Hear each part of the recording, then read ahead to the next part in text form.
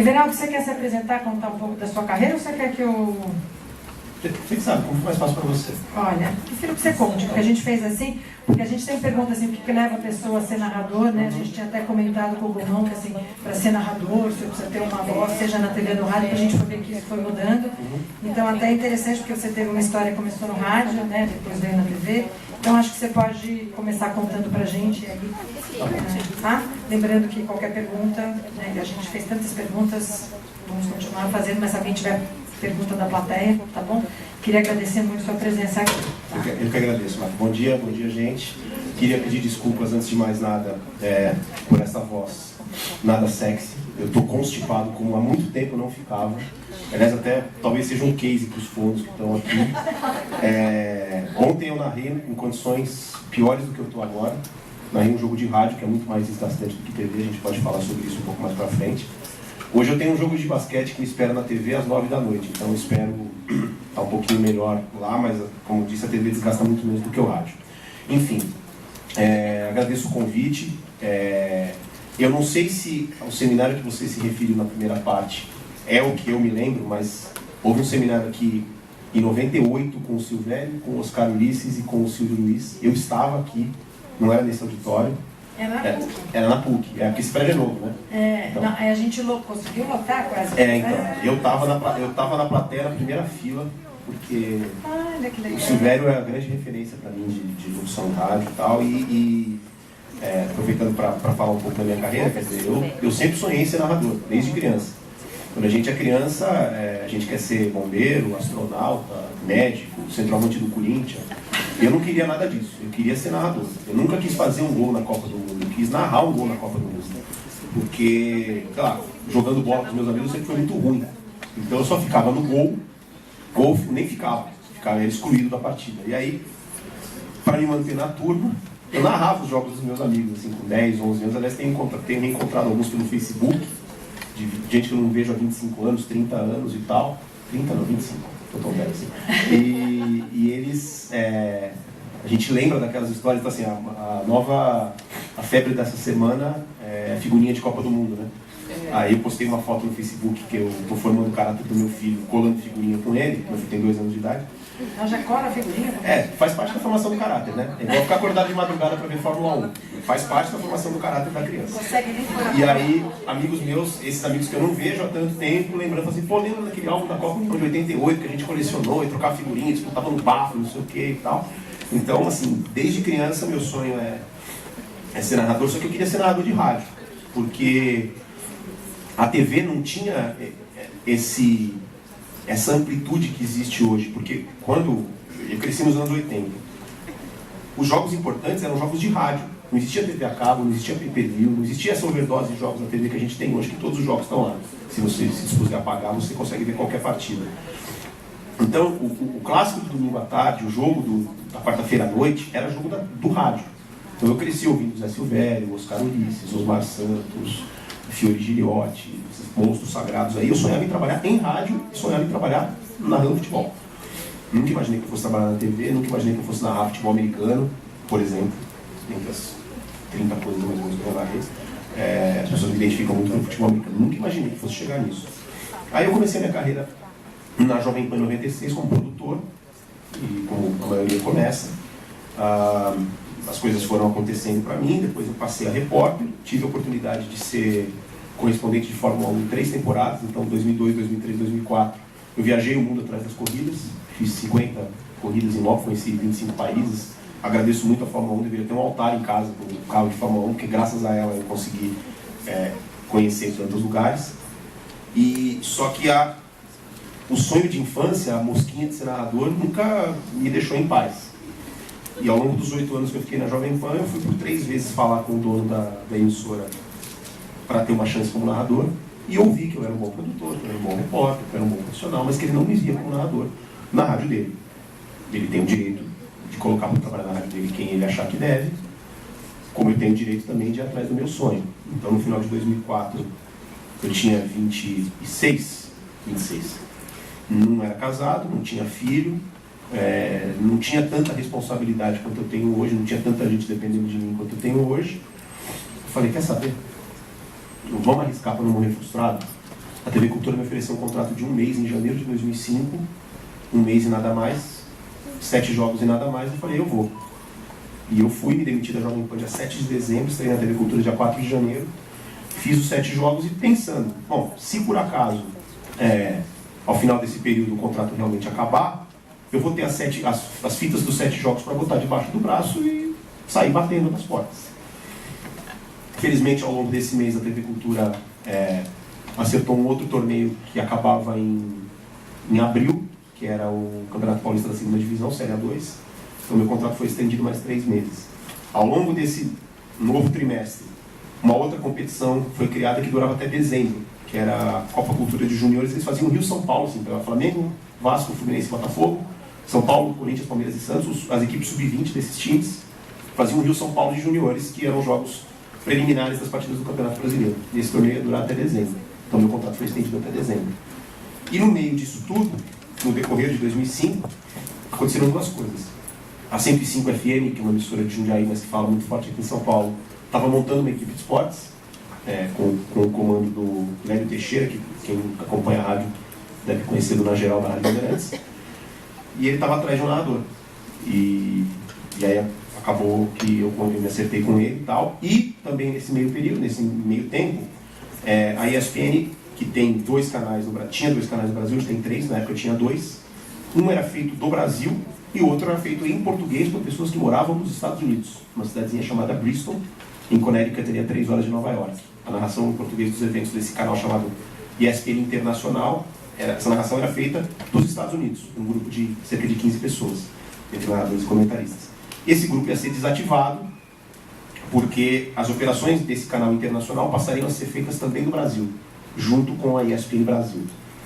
E nem todos os profissionais que trabalhavam em Bristol iam voltar para São Paulo. Então abriu-se algumas vagas foram abertas, e eu acabei sendo chamado pelo Trajano para fazer parte do grupo de narradores, sem ter a menor ideia que eu ia ser colocado para narrar futebol americano, rugby, de beisebol, basquete, coisas do tipo. Então aí eu fui para os canais ESPN em outubro de 2005, tive que sair também da Rádio 105, porque a ESPN já tinha uma parceria encaminhada em rádio que acabou, na época, não dando certo. E a rádio só estreou em 2007. Mas, enfim, desde 2005 eu estou lá na ESPN, fazendo futebol, tive a chance de narrar Fórmula 1 na rádio em 2 temporadas, que é um sonho de infância também, fazendo tudo que aparece, e aí estou nessa tocada aí desde então. Mas sou uma das poucas pessoas que tem a felicidade de dizer que trabalha com o que sonha desde criança. Frustrado por isso eu não vou morrer, posso me frustrar com outras coisas, mas profissionalmente não. E, Everaldo, você queria ser narrador não porque você tinha uma voz que você achava, era um desejo pelo esporte? Era um desejo pelo esporte. Quem tem mais de 30 anos aqui, ninguém tem. Tem. Talvez se lembre do show do esporte da TV Bandeirantes lá no final dos anos 80. Eles começavam 10 da manhã com uma campeonato italiano, depois transmitia sinuca, transmitia campeonato paulista de aspirantes, Fórmula Indy, NBA, e terminava com a luta do Maguila, ali, junto com os Trapalhões. Trapalhões e a luta do Maguila, na batalha de audiência. E eu assistia tudo, porque eu ficava muito em casa, e sem saber, aquilo era um laboratório involuntário para que eu construísse meu estilo, que depois eu colocaria nas transmissões. Então, quando me puseram pela primeira vez para narrar vôlei em 2005, eu falei, caramba, nunca narrei vôlei. Mas eu gostava das transmissões do Marco Antônio. Então, o que o Marco Antônio tinha, tecnicamente, narrando o jogo, que eu gostava? Aí procurava pegar um pouco dele, um pouco do Luciano do Vale, um pouco do Luiz Roberto, um pouco do Cláudio Machado, que eram caras que eu assistia narrando o vôlei e gostava, para tentar formar o meu estilo. Mas eu nunca imaginei que eu fosse trabalhar em TV, e essa história da voz, acho que vocês falaram sobre isso mais cedo, do tom de voz, do timbre de voz. Minha voz é muito pequena, né? Eu não tenho um vozeirão que tem Paulo Soares, que tem Cleide Oliveira, que tem Rogério Vogel, para citar os caras lá na ESPN. Eu não tenho aquele vozeirão de locutor do Discovery Channel. Mas eu tenho outras coisas. Eu tenho pique, eu tenho ritmo, eu sei variar o tom da minha voz de acordo com a emoção do jogo, e no final das contas a necessidade de ter um vozeirão de repórter acabou ficando para trás, porque hoje você vê aí, os caras que estão em evidência, nenhum deles, assim, para mim o melhor narrador do Brasil hoje chama-se Milton Rodrigues Leite. E o Milton Leite não tem uma voz de trovão. Ele tem uma voz pequena também, comparado com esses caras que eu citei. Só que tecnicamente ele é muito bom, ele é muito bem humorado, ele tem um ritmo de transmissão muito agradável. Então eu acho que essa exigência de um vozeirão, que deve ter existido em algum momento no passado, lá nos anos 60, 70, felizmente ela não existe hoje. Se existisse eu estava fora. A gente comentou talvez muito pela mudança da gravação, né, da qualidade da gravação. Também, porque antes você tinha aquele som de telefone, né? As profissões do Brasil, na Suécia, estamos aqui, dona Maria. Hoje não, hoje o cara fala, você fica com a impressão de que ele está do seu lado. Então isso ajuda um pouquinho também a quem não tem aquele vozeirão tão potente a poder fazer o trabalho. Você falou uma coisa de narrar esportes diferentes, né? Aí você falou que você lembrava da narração que você tinha ouvido, mas você vai narrar futebol americano, você não entende nada de regra. O que você tem que estudar o esporte? Muito. Então assim, futebol americano eu tinha noção de regra, porque a TV Bandeirantes começou a transmitir no final dos anos 80. Então assim, o objetivo do jogo, a mecânica do jogo eu entendia. Eu conseguia dizer, a bola está indo para aquele lado por causa disso, ou enfim. Mas, quando me disseram que eu ia narrar, eu fui mergulhar em história, fui mergulhar em notícias, em tentar me aprofundar um pouco mais no conhecimento técnico e tático do jogo, porque eu preciso ter ferramentas para atrair a audiência, principalmente quem ainda não gosta de futebol americano. Porque o cara que gosta, ele vai ver nem que seja no mudo. O cara pode gostar de mim, pode não gostar de mim. Ele pode dizer, vai lá, deixa no mudo, vai ficar vendo o jogo. Ou bota no SAP, no inglês e tal. Agora, o meu papel é cativar o cara que não viu, o cara que não gosta, o cara que não acompanha. Então aí eu tenho que pesquisar curiosidades, tenho que pesquisar história. E também para atender o cara que gosta, eu tenho que estar por dentro de quem são os jogadores, as notícias e tudo mais. E o futebol americano dá muito trabalho, porque ao invés de 11 de cada lado, são 46 de cada lado. Não todos no campo ao mesmo tempo, né? São campo de cricket. Mas são 22, 11 de cada lado de cada vez, só que cada time tem 11 de ataque, 11 de defesa, ou só já são 22 de cada lado. Mais reserva, mais cara que entra só para chutar, mais cara que entra só para segurar a bola, mais cara que nunca vai encostar na bola na vida, porque a função dele não é essa. Então no total são 46 de cada lado entre titulares e reservas. E isso me faz estudar em média 8 horas por jogo. Então assim, eu vou ter um jogo às 11 da noite, depois do almoço eu chego na TV, oi gente, tudo bem? Boto minha mochilinha e começo lá. Pesquisar, porque também tem a internet hoje, ela do mesmo jeito que facilita, ela pode te derrubar, porque assim, se eu chegasse aqui em 1980, todo mundo sabe quem é Michael Jordan? Sim, né? Então, se eu chegasse aqui em 1980 e dissesse que tem um cara chamado Michael Jordan que está surgindo no basquete americano, vai para a NBA e é espetacular, loiro de olho verde, quem é que ia me contestar aqui? Ninguém sabia. Porque a informação não estava disponível. Se eu dissesse que o Michael Jordan era loiro e que o Larry Bird era negro, ninguém ia me contestar. Porque a informação não estava disponível. Hoje, com a internet, eu consigo saber das coisas em tempo real de qualquer lugar do mundo. Consigo ouvir rádios locais, consigo ler jornais locais. Então, assim, hoje você só vai mal informado para uma transmissão se você for preguiçoso. Então, por um lado é muito bom, porque eu tenho uma gama de informações à minha disposição muito grande. Por outro lado, se eu tiver num dia de preguiça, alguma coisa pode me escapar. E aí aquele cara fanático em casa, que sabe até a cor da cueca do cara do Miami, mas ele não falou que a cueca dele é azul, né? Porque tem um cara que gosta de pegar no pé e tal, então assim, é uma relação curiosa que você tem com a internet, mas felizmente hoje a tecnologia está desenvolvida a ponto de você ter a informação disponível de maneira muito Porque ela tipo vicia também, né? Sim. O ouvinte fica lá também, né? Sim, e assim, a pessoa que está em casa, ela se dá uma intimidade com você que ela não tem. Mas assim, você entra na casa das pessoas, a pessoa se acha no direito de te tratar com intimidade. Você tem que tomar cuidado com isso, porque o meu trabalho me torna uma pessoa pública. Então eu não posso me comportar como se esse aspecto público do meu trabalho não existisse. Ele existe, e eu tenho que tomar cuidado. Então, por exemplo, eu não posso escrever o que eu quiser no Twitter, porque eu tenho 120 mil seguidores. Eu sei que a maior parte dos 120 mil seguidores que eu tenho é por causa do meu trabalho. Não é que eu estou passando na rua, a pessoa olha e fala, vou seguir aquele cara ali. A pessoa assiste a ESPN, gosta de esporte, provavelmente gosta do meu trabalho, né? Então eu vou seguir o Everaldo. Aí eu saio lá escrevendo palavrão, ofendendo as pessoas, eu não posso.